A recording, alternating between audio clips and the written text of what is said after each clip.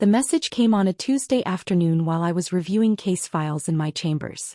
My phone buzzed with that particular pattern I'd learned to associate with family drama. 3 rapid vibrations, always from my sister Claire. Don't come to the rehearsal dinner Friday. Jason's dad is a federal judge. We can't have you embarrassing us in front of his family. This is important. Please just stay away. I read it twice. Set my phone down. Went back to the appellate brief in front of me. My clerk, Marcus, knocked softly. Judge Rivera?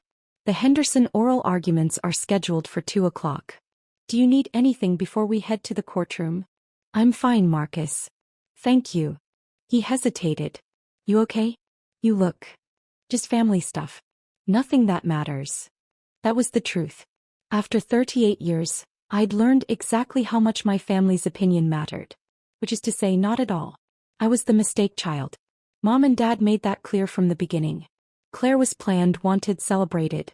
I arrived 3 years later. Unexpected, inconvenient, expensive. Claire got piano lessons. I got hand-me-down shoes. Claire got SAT prep courses. I got a library card and told to figure it out. Claire went to State University with a full ride from Mom and Dad. I worked 3 jobs to put myself through community college, then transferred to State on academic scholarship. You've always been so independent, Mom would say, like it was a personality trait instead of necessity. When I got into law school, Dad's response was, "How are you going to pay for that?"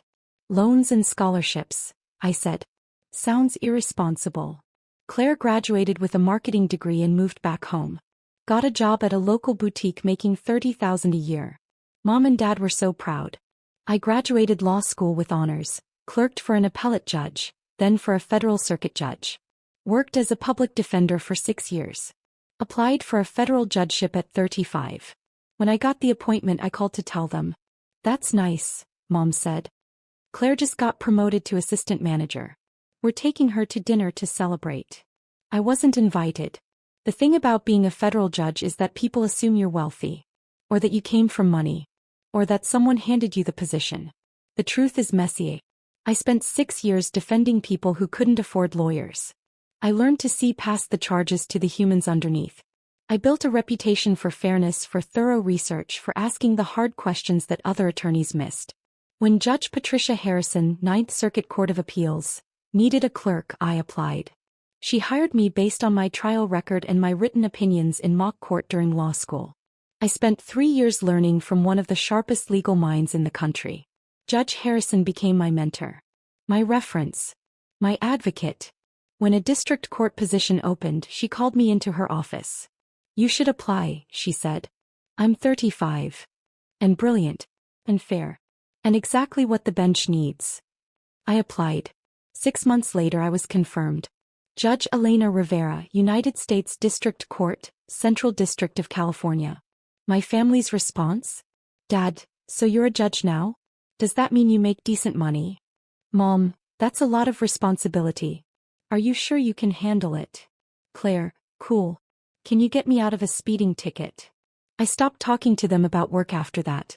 Claire had always needed validation. In high school she dated the quarterback. In college she joined the most popular sorority. After graduation she dated men based on their job titles and family connections. When she met Jason Montgomery at a charity event, she called me for the first time in 8 months. "I met someone," she said. "He's a lawyer. His dad is a federal judge." "That's nice," I said, the same tone Mom had used with me. "His family is incredible. Old money. Connected.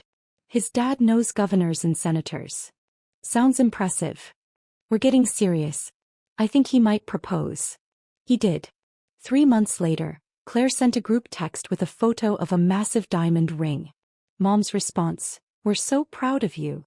Dad's response, "That's my girl." My response, "Congratulations." I didn't hear from any of them for another 4 months. The wedding became Claire's entire personality. Every conversation, every text, every family gathering revolved around floral arrangements and seating charts and whether the bridesmaids should wear blush or champagne. I was named a bridesmaid by default. Family obligation, not affection. The first dress fitting was a nightmare. "You've gained weight," Claire said, eyeing me critically. "The dress is going to need major alterations." I hadn't gained weight. I'd gained muscle from finally having time to go to the gym regularly. I'll handle it, I said. Maybe go on a diet before the wedding?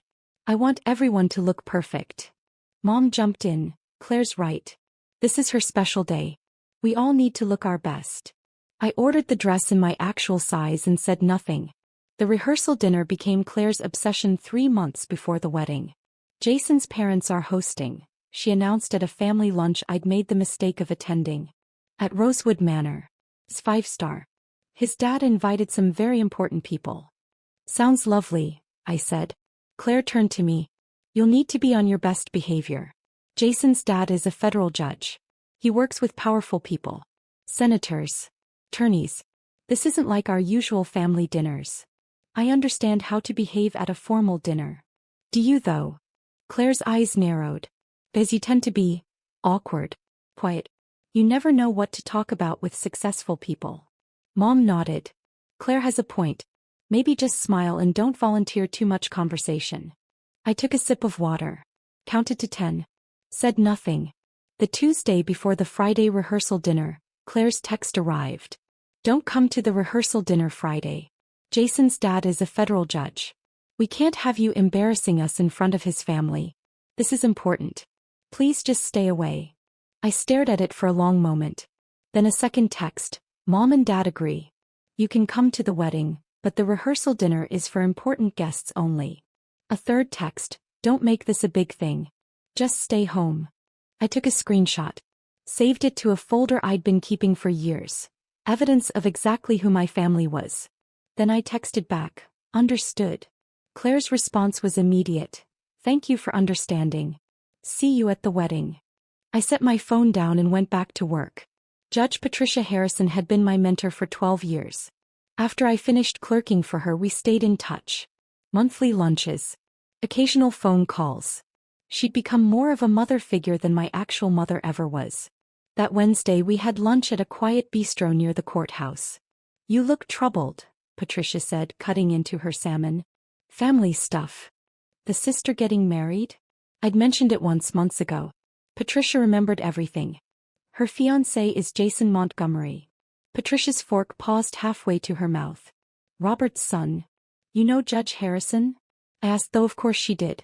Federal judges in California knew each other. Robert and I served together on the Ninth Circuit before he took senior status. Good man. Brilliant legal mind. She set her fork down. Does your family know you're a judge? They know. They don't care. And Jason. I've never met him. Claire doesn't exactly include me in her life. Patricia's expression shifted to something between amusement and outrage. So Robert has no idea his son is marrying your sister. Apparently not. And your sister just uninvited you to the rehearsal dinner because? Because she doesn't want me embarrassing her in front of a federal judge. Patricia started laughing. Actually laughing, the kind that drew looks from other tables. What? Elena, Robert is hosting the dinner at Rosewood Manor, correct? That's what Claire said. I'm invited. Robert invited me 3 months ago. We've been friends for 25 years. Patricia pulled out her phone. I'm bringing a guest. You. Patricia, I don't think. You're coming. As my guest. Robert will be thrilled to see you. We'll let the evening unfold naturally. This feels like chaos. It feels like justice. Patricia's smile was fierce. Your family has spent your entire life dismissing you. Time for a reversal. Friday arrived with California sunshine and my complete indifference to Claire's wedding drama. I had a morning docket, 3 motions to dismiss, 2 discovery disputes and a sentencing hearing. I handled them with my usual attention to detail, signed the necessary orders and left the courthouse at 3 o'clock. Patricia had insisted on picking me up. Arrive together, she'd said. Make an entrance. I wore a navy dress. Simple, elegant, appropriate for a formal dinner. My hair in a low bun. Minimal jewelry except for the pearl earrings Patricia had given me when I was appointed to the bench. Patricia arrived at 6:15 in a black car service vehicle. You look perfect, she said as I slid into the back seat. Ready for this? I'm ready to watch my sister's face when Judge Harrison recognizes me. Robert is going to love this. He hates pretension. Always has. The drive to Rosewood Manor took 20 minutes. The restaurant was exactly as pretentious as I'd imagined. Stone facade, valet parking, a doorman in a literal top hat. "Here we go," Patricia said as we stepped out. Rosewood Manor's private dining room was stunning. Crystal chandeliers, floor-to-ceiling windows overlooking a garden, tables set with china that probably cost more than my first car. I spotted my family immediately. Mom and Dad at the head table dressed like they were meeting royalty. Claire in a white cocktail dress, laughing too loudly at something Jason's mother said. Jason himself, tall, handsome, every bit the successful attorney Claire had described. And at the center of it all, Judge Robert Harrison. 72 years old. Silver hair. Sharp eyes. Senior status on the Ninth Circuit Court of Appeals. One of the most respected legal minds in California. Patricia and I paused at the entrance. Claire saw me first. Her face went from laughing to confused to absolutely horrified in under 3 seconds. She stood so quickly her chair scraped against the floor. "What are you doing here?" The room went quiet. "I'm Judge Harrison's guest," Patricia said smoothly before I could respond. Robert Harrison turned. His face lit up. "Patricia. There you are." Then his eyes landed on me and he froze. Complete stillness. "Judge Rivera?" The room went silent. Not quiet. Silent. The kind of silence where you can hear crystal glasses trembling on tables. "Judge Harrison," I said calmly. "It's good to see you." Robert crossed the room in 4 long strides. "Elena. My God. What are you doing here?" "Patricia invited me. But I didn't know you." He looked around confused. Then his eyes landed on Claire. On Jason. Back to me. "Wait. Are you related to?" "Claire is my sister." I watched him process this. Watched the connections form in his brilliant legal mind. "Your sister is marrying my son." "Apparently so." Claire made a sound, half gasp, half choke. Jason stood. "Dad, you know her?" Robert's expression was pure confusion. "Know her?" "Jason, Judge Rivera clerked for me 15 years ago on the Ninth Circuit. She's one of the finest legal minds I've ever worked with." He turned back to me. "I had no idea you were related to Claire."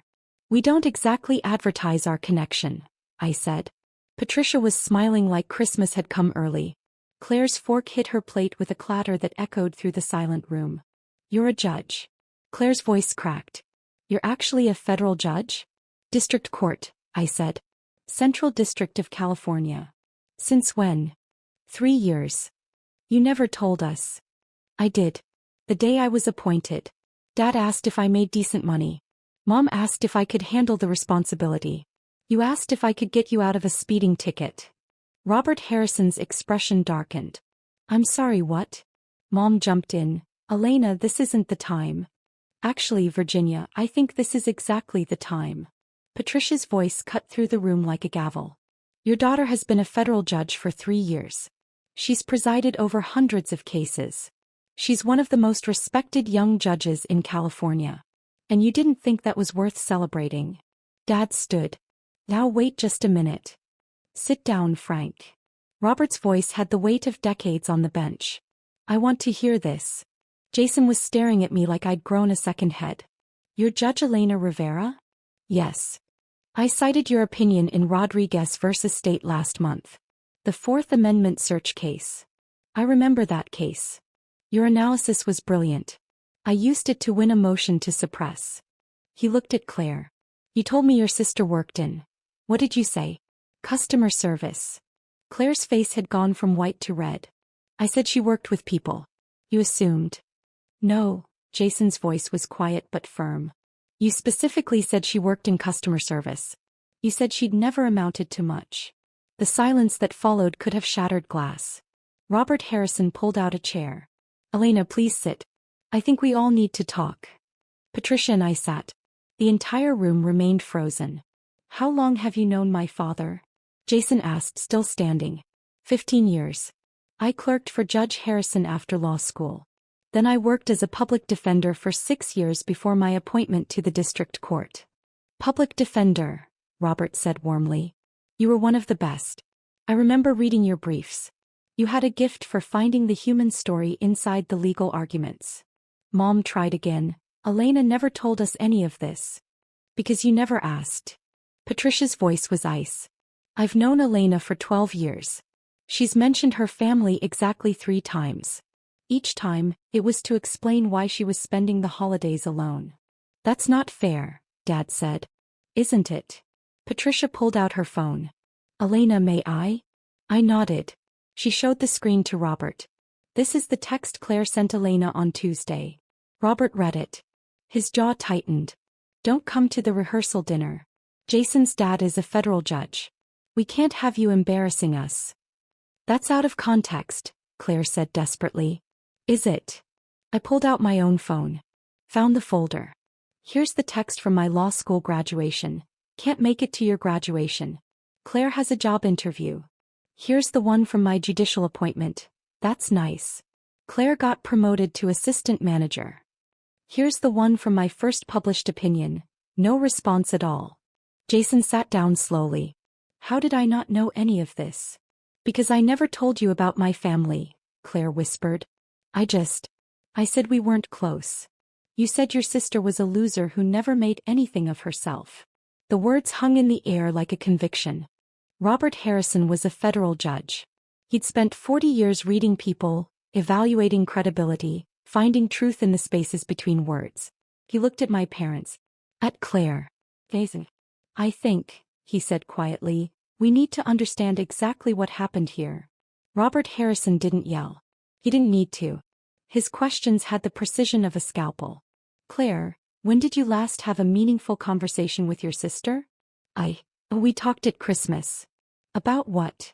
Just family stuff. Did you ask about her work? She doesn't like talking about work. I laughed. Actually laughed. That's not true. You've never once asked about my work. Not in 15 years. Virginia, Frank, Robert continued, when was the last time you visited your daughter? Attended one of her events? Celebrated her accomplishments? Mom looked cornered. Elena is very private. She doesn't like us fussing over her. That's a convenient interpretation, Patricia said. I've watched Elena give keynote speeches at legal conferences. She's argued before the Ninth Circuit. She's been featured in California Lawyer magazine. She's the youngest federal judge appointed in this district in 20 years. Are you telling me none of that was worth acknowledging? Dad's face was red. She never invited us to any of those things. Because you never came when she did invite you. Kept my voice level. Professional. The same tone I used in court. I invited you to my law school graduation. My swearing-in ceremony. My first oral arguments as a federal public defender. You said you were busy. Every single time. Claire was crying now. Quiet, desperate tears. I didn't know you were successful. You never said. I did say. You didn't listen. There's a difference. Jason stood and walked away from the table. Just stood near the windows staring out at the garden. Robert watched him. Then turned back to my family. Here's what I understand. You have a daughter who put herself through college and law school. Who clerked for federal judges. Who built a career defending people who couldn't defend themselves. Who was appointed to the federal bench at 35 years old. And your response was to, what? Ignore her? Dismiss her? Uninvite her to family events because she might embarrass you. We didn't uninvite her to family events, Dad protested weakly. I pulled up another text. Read it aloud. This is from last Thanksgiving. We're having dinner at Claire's new apartment. Small gathering. Just us and Jason's family. Maybe skip this one. I skipped it. Spent Thanksgiving reviewing case files and eating takeout. Patricia's hand found mine under the table. Squeezed. And the truly remarkable part, Robert said, his voice dropping to something cold and judicial, is that you texted her on Tuesday and told her not to come tonight because you were afraid she'd embarrass you. In front of me. A federal judge. He shook his head. I've seen a lot in 40 years on the bench. But this is a special kind of cruelty. Jason came back to the table. Sat down next to me, not next to Claire. Judge Rivera, he said formally. I need to apologize. You didn't do anything wrong. I believed what I was told about you. I never questioned it. That's on me. He looked at Claire. We need to talk. Later. Privately. Claire's mascara was running. Jason, please. Later. His voice was final. He turned back to me. I read your opinion in Martinez versus County of Los Angeles. The one about qualified immunity for police officers. It's the most thorough analysis of Fourth Amendment protections I've ever seen. I used it in a civil rights case last year. How'd it turn out? We won. My client got a settlement. Justice served. He paused. Because of your legal reasoning. Robert was nodding. Elena's Martinez opinion has been cited in 17 cases across 4 circuits. It's becoming precedent. She's changing law. Mom made a small sound. 17 cases? 18 now, I said. The Second Circuit cited it last week. The enormity of it was finally hitting them. Not just that I was successful, but that I was influential, respected, known in legal circles they'd spent months trying to impress. How much does a federal judge make? Dad asked because of course he did. $233,000 a year, I said. Plus benefits. Lifetime appointment. His face went pale. I also own my own home. 3-bedroom Craftsman in Pasadena. Paid off last year. I have a retirement portfolio worth approximately $1.2 million. I drive a paid-off Tesla. I have no debt. Kept my voice even. But thank you for asking about my financial stability. Only took 38 years.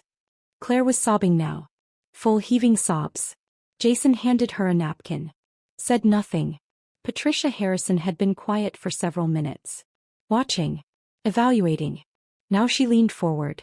I want to tell you something about your daughter, she said to my parents. Something you should have known but apparently don't. Mom looked terrified. Dad just looked defeated. When Elena clerked for me, I had her working 80-hour weeks. Federal appellate cases are complex. Demanding. Most clerks burn out in a year. Elena thrived. She saw patterns other clerks missed. She found case law that changed outcomes. She wrote bench memos that I sometimes used verbatim in my published opinions. She turned to me with something like pride. After she left my chambers, I recommended her to every federal judge who would listen. When the district court position opened, I personally called 5 senators to advocate for her appointment. Because she wasn't just good. She was exceptional. I didn't know you did that, I said quietly. Because you don't seek credit. You just do the work. Patricia looked back at my family. And that's who you dismissed. That's who you told not to come tonight because she might embarrass you. Robert Harrison stood. I think we need a moment. Jason, Elena, Patricia. Would you join me in the garden? I need some air. We stood. Left my family sitting at the table. As we walked out, I heard Claire say to Mom, "What do we do?"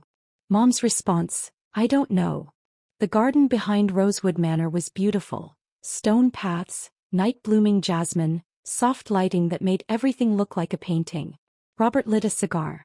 Offered one to Jason, who declined. "I'm sorry," Robert said to me. "I had no idea Jason's fiancé was related to you. If I had known." "You would have what?" "Told him not to marry her." "No. But I would have insisted she treat you with respect. I would have made sure Jason knew who you were." Jason was pacing. "I feel like an idiot." "You're not an idiot," I said. "You believed what you were told. That's normal. But I'm a lawyer. I'm supposed to verify sources. Question assumptions." He stopped pacing. "Instead, I just accepted that my fiancé's sister was nobody important. In fairness to you, that's what my family has always believed." Patricia was watching me carefully. "How do you feel right now?" "Honestly, vindicated. But also sad." "Sad. Because this didn't have to happen this way. If they just cared. Even a little. We could have had a relationship. They could have been proud." I looked back at the restaurant. But they weren't capable of that. Robert took a long pull on his cigar. "What do you want to happen now?" "What do you mean?" "Do you want me to end this dinner? Send them home?" "I'm hosting. I have that authority." I considered it. The power in that moment was mine. Complete reversal. I could humiliate them the way they'd humiliated me for years. But that wasn't who I was. "No," I said. "Let dinner continue. But I'm not sitting at their table." "Done. You'll sit with Patricia and me. We'll have our own conversation. They can watch what it looks like when people actually value you." Jason looked at me. "Can I ask you something?" "Of course. Do you want me to call off the wedding?" I blinked. What? Because if this is who Claire is, if this is how she treats family, I need to reconsider everything. Jason, that's between you and her. Not my decision. But you're her sister. In biology only. We don't have a relationship. Haven't for years. So whatever you decide it based on who she is to you. Not who she is to me. He nodded slowly. That's fair. But I need to think.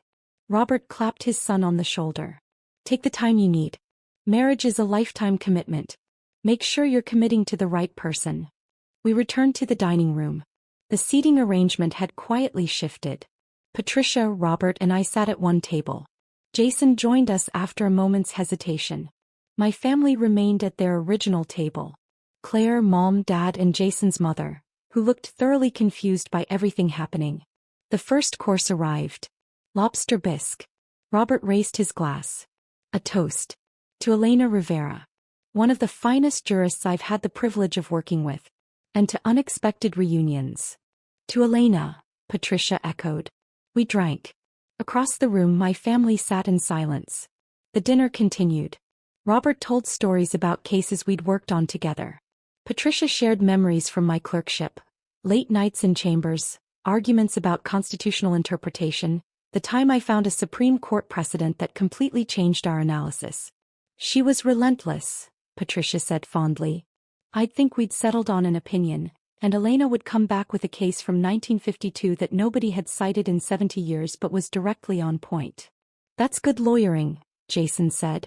He'd been quiet through most of the meal. That's brilliant lawyering, Robert corrected. Most clerks can find recent cases. Finding the overlooked precedents that change outcomes? That's art. I felt myself relaxing. This was my world. These were my people. Not the family that shared my blood, but the family I'd built through work and respect and shared values. The main course arrived. Filet mignon. Claire appeared at our table. Eyes red. Voice shaking. Can I talk to you? I looked up. We're in the middle of dinner. Please. Just 5 minutes. Robert stood. We'll give you privacy. Elena, if you want us to stay. It's fine. 5 minutes. They moved to the bar area. Claire sat in Patricia's vacated chair. I'm sorry, she said immediately. For which part? All of it. I didn't know you were a judge. I should have known. I should have asked. I should have cared. Yes. You should have. Can we fix this? I looked at my sister, really looked at her. Saw the designer dress, the expensive highlights, the ring that probably cost more than my first year of law school. I don't know, I said honestly. This wasn't one moment, Claire. This was 38 years of being invisible to you. Of being the embarrassment. The disappointment. The sister you hid from your successful fiancé. I didn't hide you. You told Jason I worked in customer service. You uninvited me to your rehearsal dinner because you thought I'd embarrass you. In front of a man who has known me and respected me for 15 years. Kept my voice level. That's not a misunderstanding. That's a choice. Years of choices. I want to fix it. Why? Because you're embarrassed? Because Jason's father thinks you're cruel? Or because you actually regret how you treated me? She opened her mouth. Closed it. Started crying again. That's what I thought, I said quietly. Jason returned to the table before Claire could respond. He'd been at the bar with his mother, their conversation looking tense. Claire, we need to go, he said. But the dinner is over. For us. He looked at me. Judge Rivera, I'm sorry for how this evening went. You deserved better. Thank you. He turned to Claire. Let's go. We need to talk. They left. Claire's eyes pleading with me one last time before Jason guided her toward the exit. My parents remained at their table looking small and uncertain. Robert, Patricia, and I finished our meal. Talked about cases. Gossiped about other judges. Discussed the upcoming bar conference. At 10 o'clock Robert called for the check. Elena, Patricia, thank you for being here tonight. This wasn't the evening I planned, but I'm glad the truth came out. Me too, I said. As we stood to leave, Dad approached. Can we talk? Tomorrow maybe. I don't think so. Elena, please. We're family. No, I said. You're people I'm related to. Family is people who show up.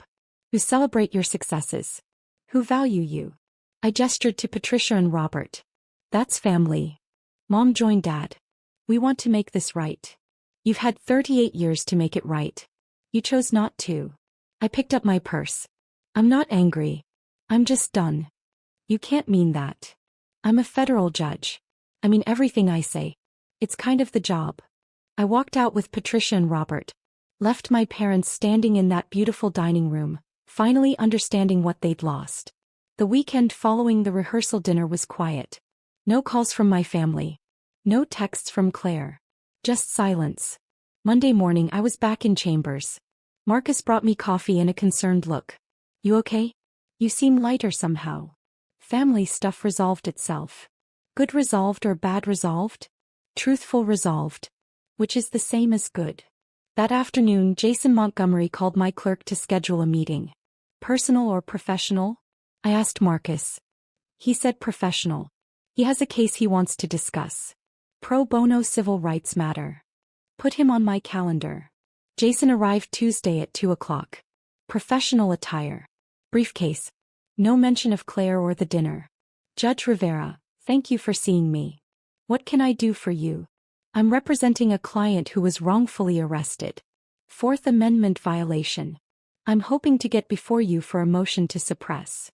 Has it been assigned to my court? Not yet. Random assignment. But I wanted to talk to you about the legal theory either way. We spent an hour discussing constitutional law. Jason was sharp. Prepared. Asked good questions. As he packed up to leave he paused. Can I ask a personal question? You can ask. Did you know who I was when we met Friday night? No. Patricia told me the day before. I'd never met you. But you came anyway. Patricia invited me. And I wanted to see the look on Claire's face when she realized who I was. He smiled. A real smile. Was it worth it? Completely. For what it's worth, I broke off the engagement. I sat back. Because of Friday? Because of what Friday revealed. Claire didn't just dismiss you.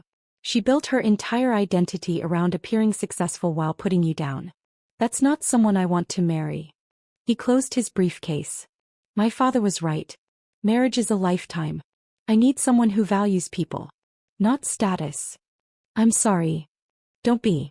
You saved me from a mistake. He headed for the door. Turn back. I'd like to stay in touch. If that's appropriate. As colleagues. I'd like that. After he left, Patricia called. I heard Jason called off the engagement. News travels fast. Robert told me this morning. Claire called him crying. Begged him to talk to Jason. What did Robert say? That his son makes his own decisions. And that Claire had shown him exactly who she was. I leaned back in my chair. Looked at the framed photo on my desk. Patricia and me at my swearing-in ceremony. The family that mattered. How do you feel? Patricia asked. Free. 3 weeks after the dinner, Claire showed up at the courthouse. Security called my chambers. Judge Rivera, you have a visitor. Claire Rivera. Says she's your sister. Send her away. She's insisting it's important. I sighed. 10 minutes. Conference room B. Claire looked terrible. No makeup. Jeans and a sweatshirt. Hair in a messy ponytail. Thank you for seeing me, she said. You have 10 minutes. Jason won't return my calls. His dad won't help. Mom and Dad are devastated. Everything's falling apart. And you want me to fix it? I want you to tell me how to fix it. I leaned back in my chair. You can't. Jason made his choice. Based on who you showed him you are. That's not fixable with an apology. But you could talk to him. Tell him I've changed. Have you? She blinked. What? Have you changed? Or are you just upset that you lost something you wanted? Silence. That's what I thought. I stood. Claire, I'm going to tell you something and I want you to really hear it. You spent 38 years treating me like I was worthless.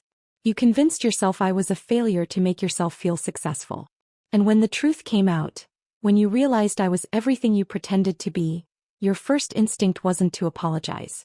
It was to figure out how to use my connection to fix your problem. That's not. It is. Even now. You're not here because you're sorry. You're here because you want something from me. Her face crumpled. I don't know how to be different. Then figure it out. but do it away from me. I called security. Had them escort her out. That was the last time I saw Claire. 6 months later, Mom sent an email. Subject: Can we talk? I deleted it. A month after that, Dad sent a letter to my chambers. Marcus handed it to me with a questioning look. Family drama, I said. The letter was 3 pages. Apologizing. Explaining. Asking for another chance. I filed it. Didn't respond. 3 months after that, Claire sent a wedding invitation. Not to Jason, she'd apparently moved on. Some guy named Brad who worked in finance. I didn't RSVP. Patricia asked me about it over lunch. Do you ever regret cutting them off? No. They had 38 years to be my family. They chose not to. I'm not obligated to give them a 39th. No regrets about Jason? Jason made the right call. He deserves someone better than Claire. He's dating someone from his firm. Another civil rights attorney. Seems happy. Good for him. Patricia studied me. You really are okay with all this? I am. As I learned something important. Family isn't biology. It's choice. You choose me. Robert chooses me. My colleagues, my clerks, the attorneys I mentor. They choose me. That's enough. More than enough, Patricia said. That's everything. 2 years after the rehearsal dinner that ended everything, I was nominated for the Ninth Circuit Court of Appeals. Patricia called me screaming. Actual screaming. You're going to the appellate court. If I'm confirmed, you'll be confirmed. Robert and I will make sure of it. The confirmation process took 8 months. Hearings. Background checks. Testimony from colleagues. Robert Harrison testified on my behalf. So did Patricia. So did Jason Montgomery, who'd become a close colleague and friend. Judge Rivera represents the best of the federal judiciary, Robert told the Senate committee. She's fair, thorough, brilliant. And she understands that justice isn't just about law, it's about humanity. I was confirmed 92-8. At 40 years old, I became one of the youngest judges ever appointed to the Ninth Circuit Court of Appeals. The swearing-in ceremony was packed. Colleagues, attorneys, law students, people I'd mentored and worked with. Patricia stood beside me. Robert administered the oath. In the back of the room I saw a familiar face. Claire. She'd somehow found out about the ceremony. After I took the oath, after the applause died down, she approached. Congratulations, she said. Thank you. I'm proud of you. I looked at my sister. Really looked at her. Saw someone I used to know. Used to be related to. Used to hope would love me. I appreciate that, I said. But it doesn't change anything. I know. I just wanted you to know. She left. I watched her go. Patricia appeared at my elbow. You okay? Perfect. She came. She did. Doesn't matter anymore. And it didn't. Because I was surrounded by people who'd chosen me. Who'd celebrated every step of my career. Who'd believed in me when I was a clerk, a public defender, a district judge, and now an appellate judge. That night, Robert hosted a dinner. Small. Intimate. Just the people who mattered. Jason was there with his girlfriend Sarah, who'd argued before me twice and won both times. Patricia. Marcus, my loyal clerk. 3 other federal judges I'd worked with over the years. We toasted. Told stories. Laughed about cases and conference arguments and the time I'd accidentally called a senior judge by the wrong name in oral arguments. At the end of the night, Robert raised his glass one more time. To Elena Rivera. Who proved that family isn't about blood. It's about who shows up. Who believes. Who stays. To Elena, they all echoed. I looked around the table. At the faces of people who valued me. Respected me. Loved me. This was family. This was everything. And my sister, sitting somewhere alone realizing what she'd lost, would never understand that the moment she dreaded most, the moment she tried to prevent by uninviting me to her rehearsal dinner, was the moment I'd finally been set free. Free to find the family I deserved. Free to build the life I'd earned. Free to be exactly who I was always meant to be. A federal judge. A mentor. A friend. Someone who mattered. Not because my family finally recognized it, but because I'd built a life where recognition came from people who actually knew how to give it.